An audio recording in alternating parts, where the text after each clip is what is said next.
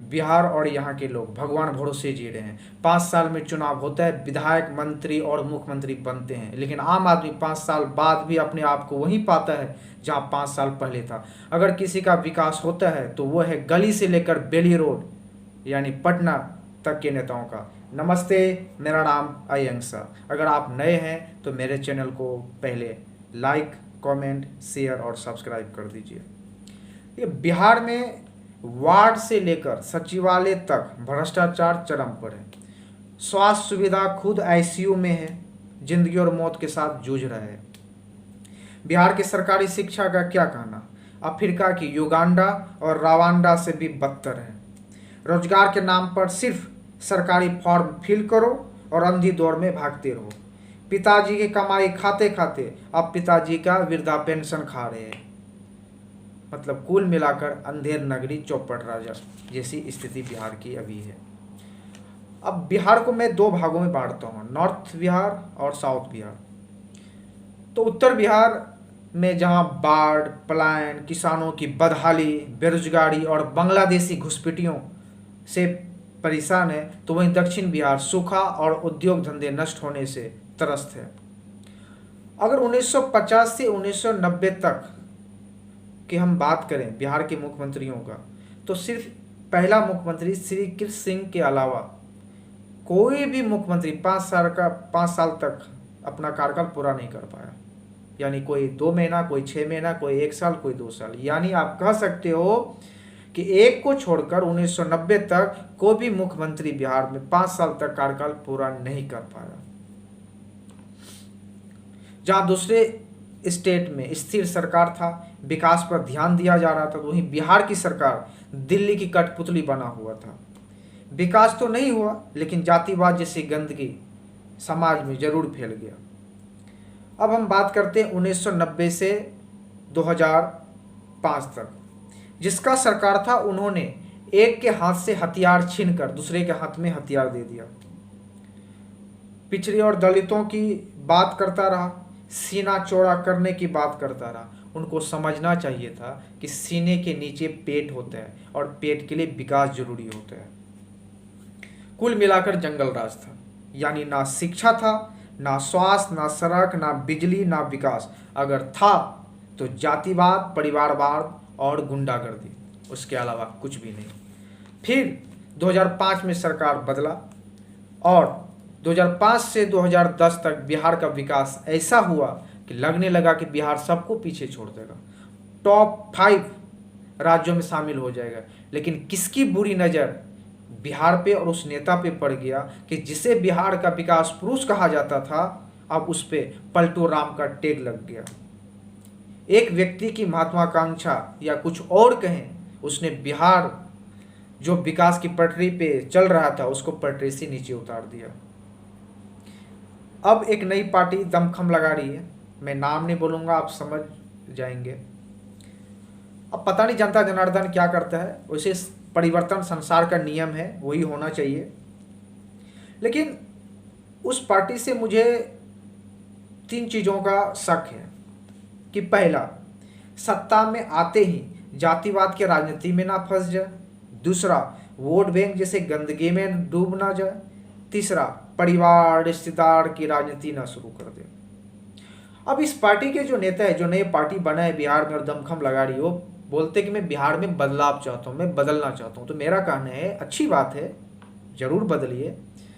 लेकिन आप अपने पार्टी में दूसरे पार्टी से जो गंदे लोग हैं, जो दूसरे पार्टी में मलाई खा के उनका काम तमाम हो गया, उनको आप अपने पार्टी में एंट्री क्यों दे रहे हैं?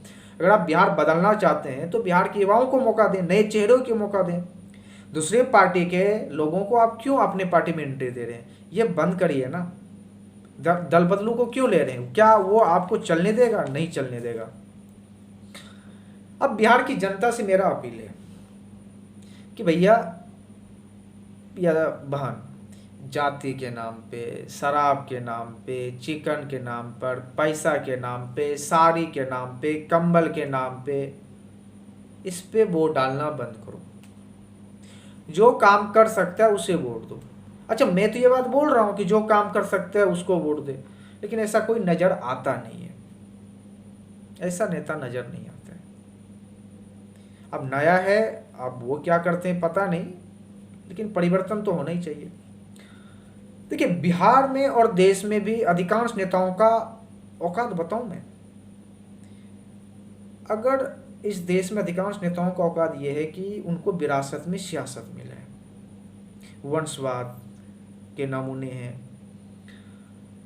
और जाति के नाम पर वोट डालने वाले बंधुआ मजदूर या गुलाम है उनके पास।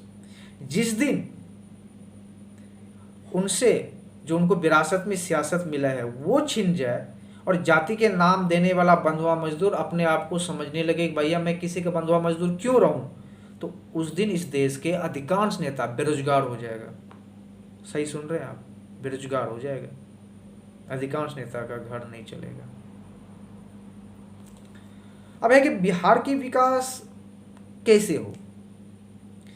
देखिए, बिहार में पढ़े लिखे और मजदूर दोनों का पलायन होते हैं, तो इसलिए बिहार में बड़े इन्वेस्टर आना चाहिए, यानी बड़े कारखाने स्थापित होने चाहिए।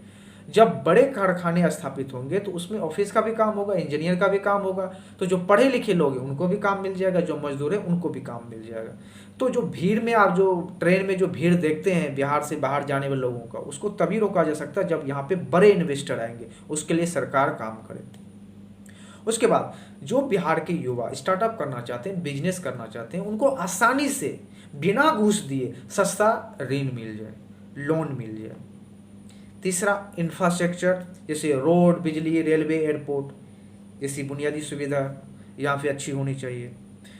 और गुड़गांव, नोएडा जैसे यहाँ पे उसके तर्ज पर नए शहर बनने चाहिए। गुणवत्तापूर्ण शिक्षा दिया जाना चाहिए और जनसंख्या कंट्रोल तो होना ही चाहिए।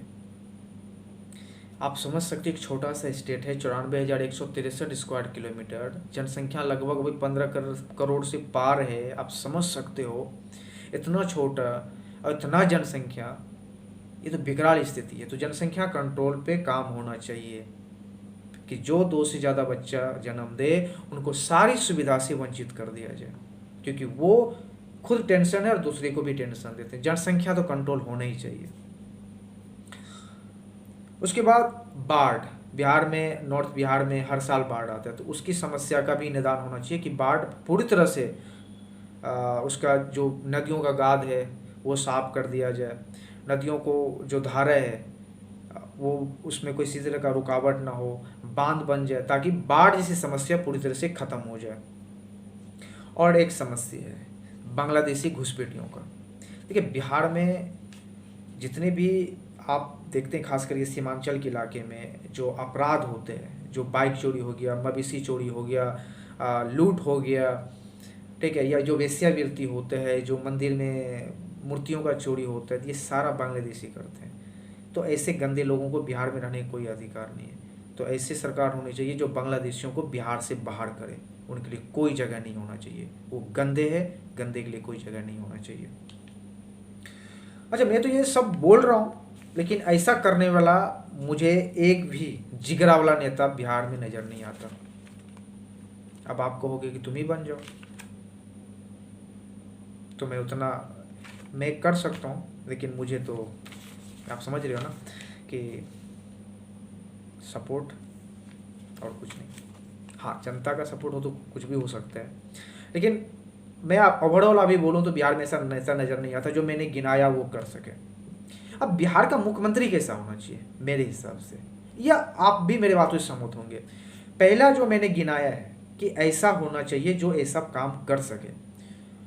उसके अलावा कि जो ऑफिसर या जो नेता बिहार को लूटा है, बिहार में करप्शन किया है, बिहार में घोटाला किया है, उनको इसकी कीमत अपनी जान और अपनी सारी संपत्ति चुका कर देना पड़े, ऐसा मुख्यमंत्री चाहिए जो इस तरह से कर सके। लेकिन मुझे ऐसा नज़र नहीं आता एक भी। जो सरकारी ऑफिसर सही से काम ना करे उनको वैसे ही निकाल दे जैसे दूध में मरे हुए मक्खी को निकाल देते हैं, ऐसा करने वाला मुख्यमंत्री चाहिए, जो मुझे नज़र नहीं आता।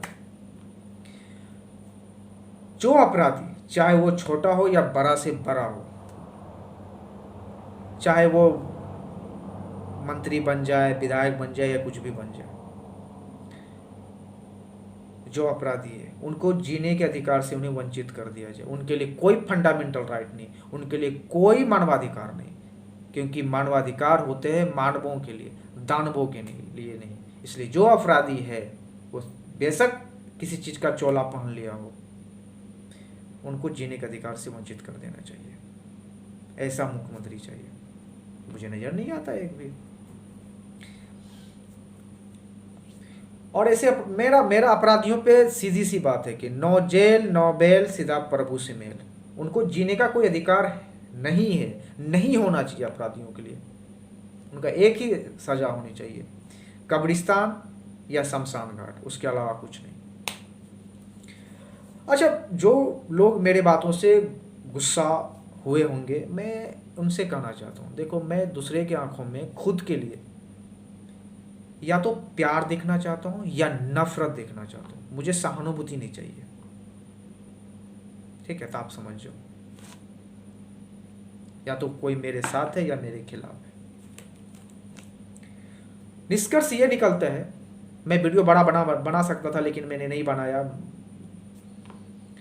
निष्कर्ष ये है, मैं बड़ा शॉर्ट में इसको किया, किसी दिन होगा तो मैं बड़ा वीडियो बनाऊंगा। निष्कर्ष ये है कि बिहार की व्यवस्था अभी कचरा हो चुका है। कचरा तो पहले भी था, कुछ थोड़ा सुधार हुआ, फिर वही व्यवस्था है। बिहार को एक समझदार, विकास करने वाला और जातिवाद से नफरत करने वाला, बिहारियों का सम्मान बढ़ाने वाला नेता चाहिए, चाहे वो नेता डिक्टेटर ही क्यों ना हो, ऐसा ही नेता चाहिए। ठीक है, ऐसा ही नेता चाहिए। तो बस आज इतना ही, फिर किसी दिन किसी टॉपिक पर बात करते हैं। आप सब हमसे जुड़े, इसके लिए बहुत बहुत धन्यवाद। जय हिंद।